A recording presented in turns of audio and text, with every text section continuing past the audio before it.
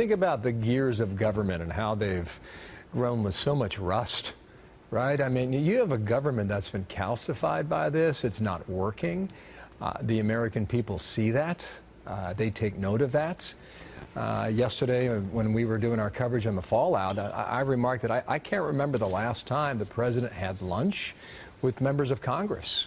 When the last time he went to Capitol Hill for something other than the State of the Union address. And when you understand the reality of that disconnect, of that paralysis, you want to see some change. And you don't want that to continue, and perhaps that was a lot of that voice we heard on Tuesday. What do you think about that?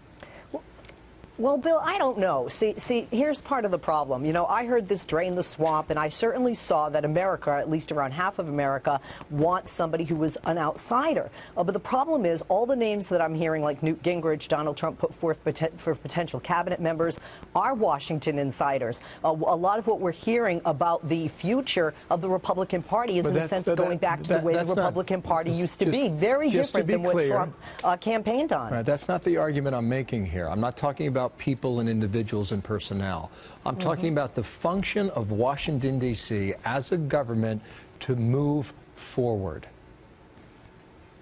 But the function comes from, and the dysfunction over the years, both left and right, the anger among voters has been that these parties can't work together, and that those in power, in the House and the Senate, were not getting anything done left and right. And what did we see? Even though we saw something historic with regard to the presidency bill, we still saw a majority of incumbents, both left and right, re-elected. So, in other words, the American people said, we want change, but they really didn't change a lot of the players they were unhappy with in both the House and the Senate, whether Democrat or Republican.